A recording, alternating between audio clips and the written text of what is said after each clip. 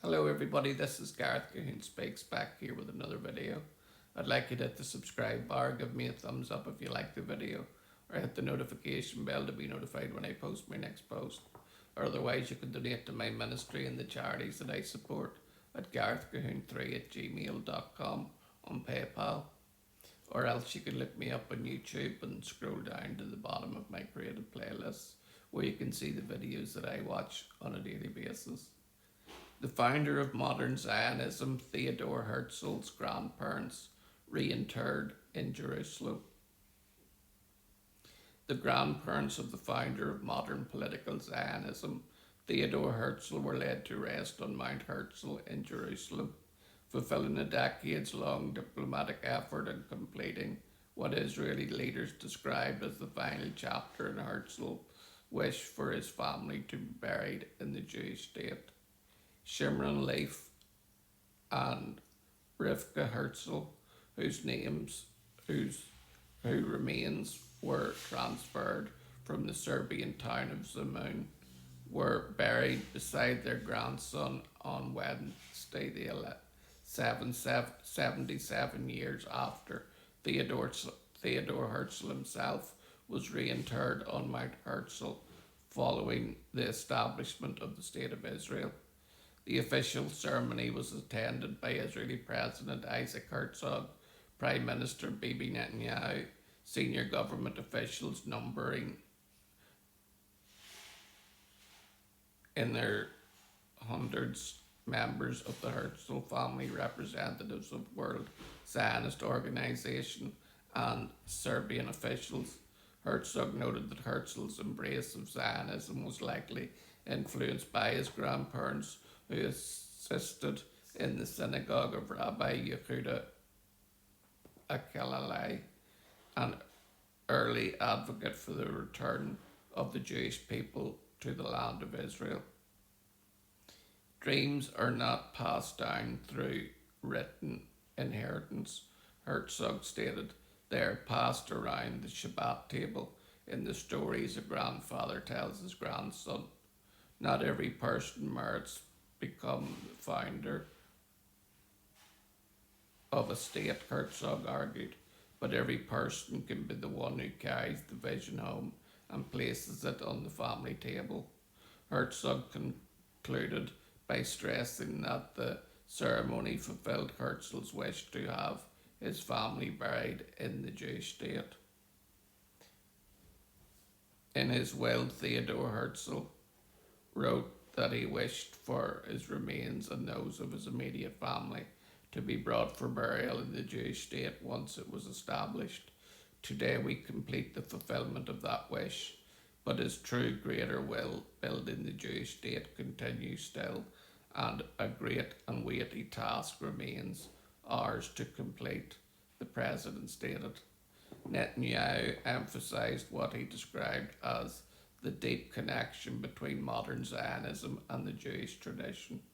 Our attention turns today to the deepest foundations, Netanyahu told the audience. Judaism as the basis of Zionism, the Torah and the Bible as the foundation of identity, and the chain of generations as the anchor of values and heritage, he continued. Echoing Herzog's remarks, Netanyahu argued that Herzl's political Zionism was shaped by the values instilled by his traditional grandparents. The home of Herzl's grandparents provided the roots from which the trunk branches and fruit later grew. Netanyahu assessed, adding that Herzl created the conditions that brought us back to the promised land through brilliance, determination, and practical action.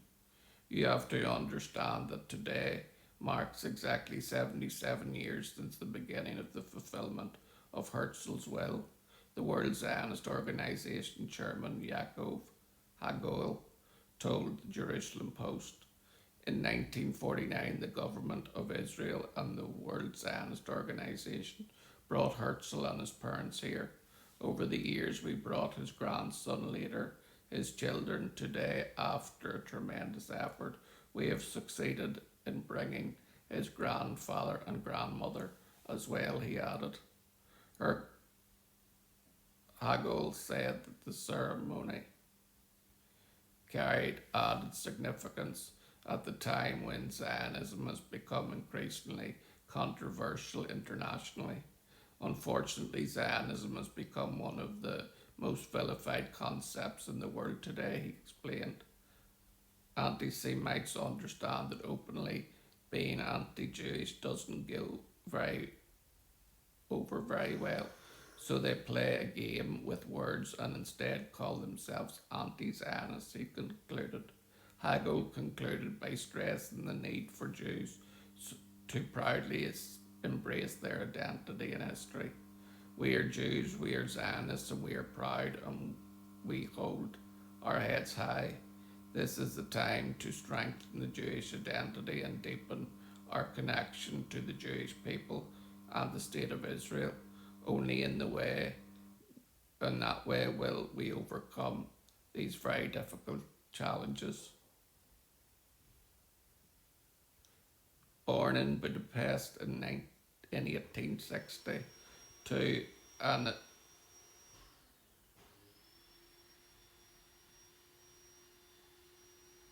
assimilated German-speaking Jewish family, Theodor Herzl spent much of his career as a journalist in Vienna, then the capital of the Austro-Hungarian Empire.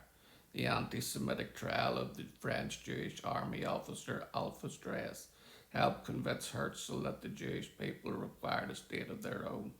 In 1896, Herzl published The Jewish State, laying out his vision for the re-establishment of the Jewish homeland. Just over 50 years later, that vision became reality with Israel's declaration of independence in May 1948, just 6 days before my birthday. So, stand up for Zionism, because what Zionism means today is very different from what Herzl envisioned it as. Zionism is simply the belief that Jewish people deserve their own covenant land. Africa is allowed to be African. Japan is allowed to be Japanese. China is allowed to be China. Russia is allowed to be Russia. North Korea is even allowed to be North Korea. I could go on and on. But the only state that isn't allowed to be is Israel. And whatever way you like to place it, that is anti-Semitic, anti-Zionist, and anti-Christ. Shalom, Maranatha, and Hallelujah. And may the Herzl family now rest in peace. Your work is done, sir. Shalom.